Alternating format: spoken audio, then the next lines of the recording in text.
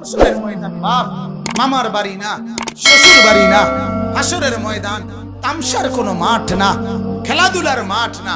হাসরের ময়দান ওই ময়দান যে ময়দানের ব্যাপারে ইব্রাহিম আলাইহিস সালামের মতো নবী আল্লাহকে বলছে, আল্লাহ আমি জানি আপনি আমাকে বন্ধু বানাইছেন, আমি জানি আমি আপনার খলিল। ভয় লাগে মাওলা, রব্বি লা তুখজিনি ইয়াউমা ইউবাসুন। আল্লাহ হাসরের ময়দানে আমি ইব্রাহিমকে আপনি বেইজ্জতি করিয়েন না, আমার ভয় লাগে। ইব্রাহিমের মতো নবী এই দোয়া করছে কোরআনের আয়াতে। হাদিসের মধ্যে আছে মুসা নবীর মতো নবী আল্লাহর কাছে হাসরের ময়দানের ব্যাপারে বলছে, আল্লাহ হাসরের মাঠে লা আসআলুকা লিয়াউমা উম্মি ওয়ালা উখতি, আমি আমার মাকে চাই না, আমি আমার বোনকে চাই না, বাল আসআলুকা লিয়াউমা নাফসি, আমি মুসা কেবল আমাকে বাঁচাইতে চাই, আমাকে বাঁচাইতে চাই। আল্লাহ আমাকে বাঁচান, হাসরের মাঠ আমার বড় ভয় হয়, হাসরের মাঠ আমার বড় ভয়। আল্লাহর নবী সাল্লাল্লাহু আলাইহি সাল্লাম বলেন, ইয়াকুব নবী নিজের চোখে দেখবে ইউসুফ নবী ওনার ছেলে দাঁড়াইয়া আছে সামনে, এটা সেই ইউসুফ যার জন্য দুনিয়ায় কাঁদতে কাঁদতে চোখ সাদা বানায় লাইছে। সেদিন হাসরের ময়দানে নবী বলেন, একবারের জন্য ইয়াকুব নবী বলবে না যে আল্লাহ আমার ছেলেটার কি হবে, ইয়াকুব নবী বলবে, ইয়া রাব্বি নাফসি নাফসি, আল্লাহ আমাকে বাঁচান, আমাকে বাঁচান। ওরটা ও বুঝবে, আমারটা আমি বুঝতেছি। এটারে হাসরের মাঠ বলে। এই মুসলমান, আল্লাহর নবী সাল্লাল্লাহু আলাইহি ওয়াসাল্লাম হাসরের ময়দানের ব্যাপারে এতটা নবীজি নিজেও চিন্তা করতেন।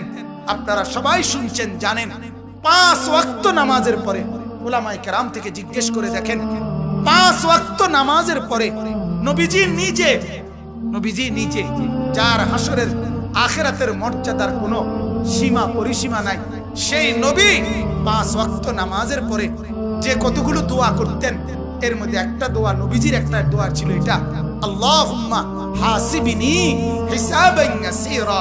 আল্লাহ এই বন্ধু আমি আপনার, আমারও বড় ভয় লাগে, আমার হিসাবটা সহজ করে দিন। নবীজি বলছেন এই কথা, অথচ নবীকে আল্লাহ বলছে ওয়ালাল আখিরাতু খায়রুল লাকা মিনাল উলা। বন্ধু দুনিয়াতে আপনাকে যা দিলাম, আখিরাতে যা দেব, এই দুনিয়ার গুলোর চাইতে ওইগুলো অনেক বেশি উত্তম, অনেক বেশি দামি। এরপরও নবী বলে, আল্লাহ আমার ভয় হয় আমার হিসাব যেন সহজ হয়। অথচ আখিরাতে ওনার মর্যাদার কোনো সীমা পরিসীমা নাই। আল্লাহ তাআলা হাদিসে কুদসিতে বলছে, বন্ধু হাসরের মাঠ আমি আপনার মাঝে আর আমার মাঝে ভাগ করে নেব। কাসামতুল কিয়ামাতা বাইনি ওয়া বাইনাক, আমার মাঝে আর আপনার মাঝে কিয়ামতের দিনটাকে আমি ভাগ করব। আনা মালিকু ইয়াউমিদ্দিন আনতা সাহিবু ইয়াউমিদ্দিন, আমি হব কিয়ামতের দিনের মালিক, আপনি হবেন কিয়ামতের দিনের বাদশা। আপনি বলবেন আমি শুনবো, আপনি সুপারিশ করবেন আমি গ্রহণ করব, আপনি চাইবেন আমি দিতে থাকবো। আপনার হাতে আমার ইজ্জতের পতাকা দেব, আপনার জন্য আমার আরশের নিচে মাকামে মাহমুদের আলাদা জায়গা দেব, আপনার জন্য জান্নাতের দরজা প্রথম খোলার উদ্বোধনের অধিকার আপনাকে দেব। এত মর্যাদার পরেও নবী বলতেন, আল্লাহ তবুও ভয় হয় হিসাবটা সহজ করে। আপনি কেডা, আমি কে? বলেন এই মুসলমান, বলেন বলেন। সেজদা নাই ঘরের মধ্যে, কত 1 বছর 2 বছর আপনার উপযুক্ত ছেলেটা কোনোদিন ফজরের নামাজ পড়ে না, মেয়েটা ফজরের নামাজ পড়ে না, বিবি পর্দা করে না, মেয়ে পর্দা করে না। ঘরের মধ্যে আজ 20 বছর টানা রঙিন টেলিভিশন চলে, নর্তকী নাচে গায় ফুর্তি করে, গানের আওয়াজে বাদ্যে পুরা ঘর জমজমাট। এত নাফরমানির অবস্থায় এই হালাত নিয়ে কবরে গিয়া সুপারিশ কেমনে মিলবে দোস্ত? আখিরাতে নবীজির সামনে দাঁড়াবেন কিভাবে?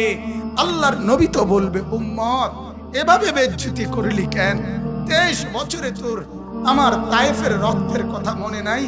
আমার দান শহীদের কথা মনে নাই? আমি 14 দিন পেটে পাথর বাঁধছিলাম ক্ষুধার কষ্টে, এ কথা কি মনে নাই? আমি 3 মাস চুলায় আগুন জ্বলে নাই, এ কথা কি উম্মত মনে নাই? আমার এত কষ্ট এত মেহনতকে এইভাবে নাফরমানি করে আমাকে তুচ্ছ তাচ্ছিল্য করলি, আমার দিনকে অপমানিত করলি। আজ কেন বলবো? আজ কিভাবে বলবো আমি মাওলার কাছে? বলো কুরআনুল কারীমের সূরা নিসার মধ্যে আছে ওয়াজিনা বিকা আলা হাউলাই শাহীদা। আল্লাহ নবীকে বলছে, বন্ধু হাসরের দিন আমি আপনার হাতে আপনার উম্মতের আমলনামা তুলে দেব। আপনি পড়বেন, আপনি শোনাবেন, আপনি হিসাব করবেন, আপনি বলবেন, এরপরে আমি ফয়সালা দেব। আপনি সায়া সায়া কইবেন। তাফসীরে আল্লাহর কসম এই কথা স্পষ্ট আছে। হযরত আব্দুল্লাহ ইবনে মাসউদ বলে, যেদিন নবীর সামনে এই আয়াত এ ওয়াজিনা বিকা আলা হাউলাই শাহীদা সূরা নিসার এই আয়াত যেদিন পড়লাম, সেদিন হযরত আব্দুল্লাহ বলে, নবীজি অজরে চোখের পানি ফেলে কাঁদছে আর এ কথা বলছে, উম্মত যদি পৃষ্ঠার পর পৃষ্ঠা গুনাহ আর নাফরমানি দেখি, আমি মাওলার সামনে পড়বো কেমনে, শোনাবো কেমনে, আল্লাহর কাছে বলবো কেমনে? এত বেইজ্জতি করলে উম্মত আমি হাসরে মুখ দেখাবো কি?